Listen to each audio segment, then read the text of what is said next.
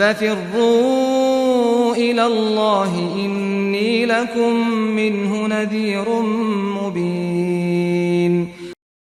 أعوذ بالله السميع العليم من الشيطان الرجيم. بسم الله الرحمن الرحيم. أشهد أن لا إله إلا الله وحده لا شريك له وأشهد أن محمدا عبده ورسوله. رضيت بالله ربا وبالإسلام دينا وبمحمد صلى الله عليه وسلم نبيا ورسوله. I greet you in the best of greetings, saying Salamu alaikum wa rahmatullahi ta'ala wa barakatuh.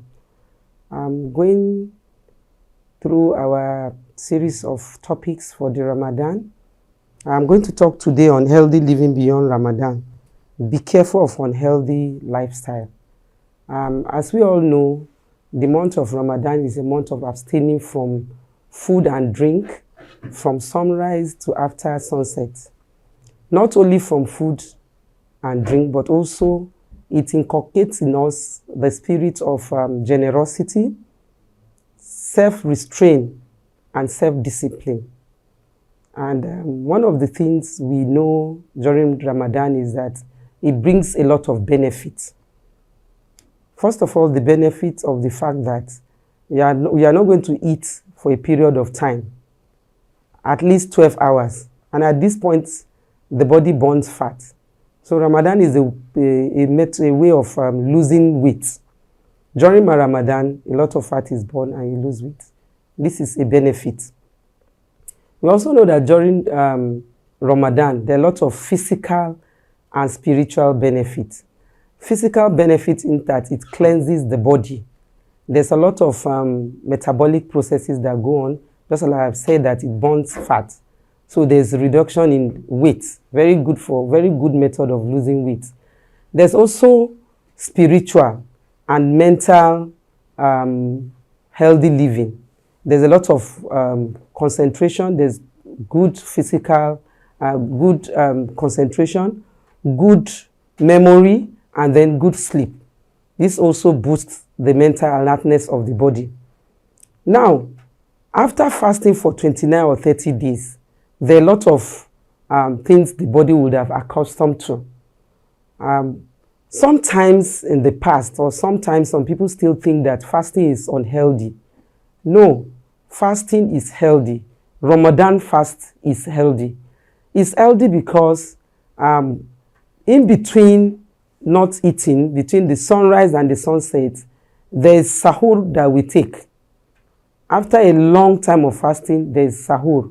And then if you take this sahur, as the Prophet Muhammad sallallahu alaihi wasallam says, blessing, it helps the body. And also iftar. When you take iftar, it's healthy to the body. So you are not fasting throughout. Fasting throughout could lead to crucial protein. There's some protein in the body that you begin to burn, which is unhealthy. But Ramadan fast does not allow this, because after the period of fasting, you break it, and there's also the sahur that you take before sunrise. So after 30 days of this fasting, the body gains all this I've mentioned, and there's need for you to do what? To keep this positive living, to live a good lifestyle. So when you fast, the body automatically itself adapts to some changes during Ramadan. During the fasting.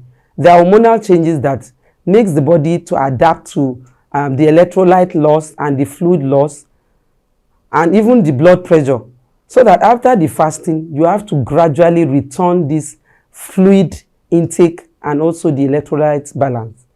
You also know that, especially at this weather, there's a lot of minerals through the body sweat. And so when Ramadan is coming to an end, you have fasted for 29 or 30 days. The way to go through it, to be able to go back to the normal time you take your twice daily food or 3 times, it has to be gradual, because the digestive system has taken some different moods. So one of the things you do is that you have, during your iftar, that is breaking of the fast, you are advised not to take fatty food, spicy food, so that you are able to maintain your balanced diet. Even during sahur, the pre-dawn meal, your food have to be balanced. During the iftar also, you do what? You are also going to have a balanced diet, but avoid fatty or spicy food. So after the fast, even though we know during the Eid we take sweet things, we take a lot of food, but you have to be careful. The first thing is that you make sure that the fasting, the body has adapted to the fasting. So what first of all you do is to take your breakfast early. Do not miss breakfast after the Ramadan. And you try to break the fast. You try to take the breakfast the way you used to break your fast. That is taking things like dates, taking fruits. You increase a lot of vegetables and fruits into your food. And then remember that fluid intake, your water intake has to come. Even though during Ramadan too, during the iftar, during sahur, you are encouraged to take a lot of fluid. So when you start to bring back the body into what it's supposed to be, that you are not fasting again, you do what? You take the food gradually in portions. You don't just stress the digestive system. So you can have like 3, 4, 5 portions of food, little by little. You portion your food, making sure you have enough of vegetable, fruit. Then in taking the fluid too, you take the fluid gradually, at least 2.5 to 3 liters of water fluid per day. لكم ليلة الصيام الرفث إلى نسائكم هن لباس لكم وأنتم لباس لهن علم الله أنكم كنتم تختانون أنفسكم فتاب عليكم وعفى عنكم فالآن باشروهن وابتغوا ما كتب الله لكم وكلوا واشربوا حتى يتبين لكم الخيط الأبيض من الخيط الأسود من الفجر ثم أتموا الصيام إلى الليل ولا تباشروهن وأنتم عاكفون في المساجد تلك حدود الله فلا تقربوها كذلك يبين الله آياته للناس لعلهم يتقون. And then you also make sure that you take, just as I've said, fruits and vegetables. Then you portion your food. You don't have to say, okay, since there's no Ramadan again, this is the time for me to do what? To balance what I've not taken. And you begin to take plenty portion of food. You have to portion your food, making sure that you have the balanced food, the carbohydrate, the fruits, the vegetables. Another thing you need to do is that the sleep pattern has changed. The sleep pattern has changed in that you wake up early and then you sleep late. So you have to also look at this in the normal way. For people that are used to tahajjud, this will not be strange to you. So you just balance a bit. So that is why the Prophet ﷺ ways of doing things, our sunnah, is very, very important. You are used to tahajjud. And another one is that you also train yourself to fast. The fasting of Monday and Thursday, as prescribed by our Prophet Muhammad ﷺ, is there. You don't leave this. The fasting of the 3 days, 13, 14, 15 of the lunar month is also there. These are all the ways you need to train yourself, even for the next coming Ramadan. Remember, our mother Aisha said, the Prophet ﷺ fasted more in the month of Shaban. This is all in preparation for Ramadan. So all this you have gained during Ramadan, you have to keep the positive making of all you have done. Now, for some people, they were able to quit smoking during Ramadan. Yes, you can do it.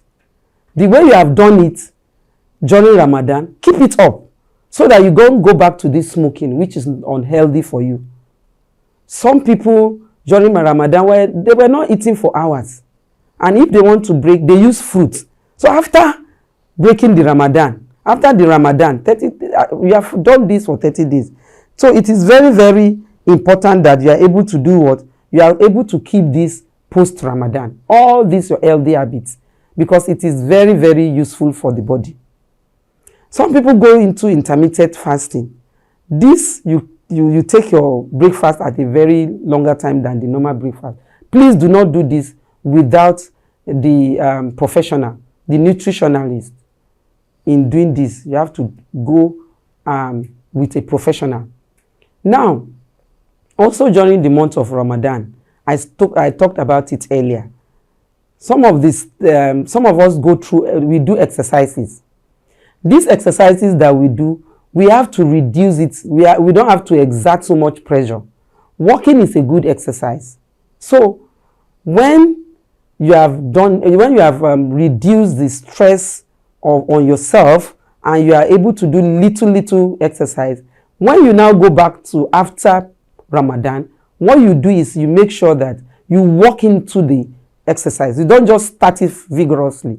You start little by little, at least 30 minutes within a day, like 5 times in a week. So you start walking is a good exercise before you now enter into your workout or any other exercise that you do normally. So you can also do this gradually. Then I want to talk about the fluid intake. The fluid intake, you take it gradually. Even the food, just like I've said earlier, everything have to be in moderation so that you are able to keep the body to get into that mode. The digestive mode has changed. So you are able to do what? You are able to keep it back and live that healthy life. And then for people that have quitted smoking and other habits during the Ramadan, you can replace it with exercise. Yes, when you feel it is a habit, you are able to go into replace it with other things you do. And remember, self-restraint is part of the teaching that the Ramadan has taught us. And so, what are we going to do? We make sure that all these habits, we keep it post-Ramadan. This makes the body, is even healthy for our body. Yes, we are not supposed to take junks, spicy food, fatty food, even in our normal life. But we know that this is very, very much more important. As we have been able to maintain this during Ramadan, we should be able to do what? Keep all this our healthy living during Ramadan. Post-Ramadan, we are able to keep it. And remember, you need to, just like you have done health check before Ramadan. I remember we have told us in series of lectures that we need to do pre-Ramadan health check. There's nothing wrong in also checking yourself even post-Ramadan and keep healthy habits. For those that take their medication, they continue to take their medication with the professional looking into managing what they are managing. So, inshallah, may Allah subhanahu wa ta'ala keep us healthy, give us ability to fast more Ramadan in our lifetime and accept it as act of ibadah. أقول قولي هذا أستغفر الله لي ولكم.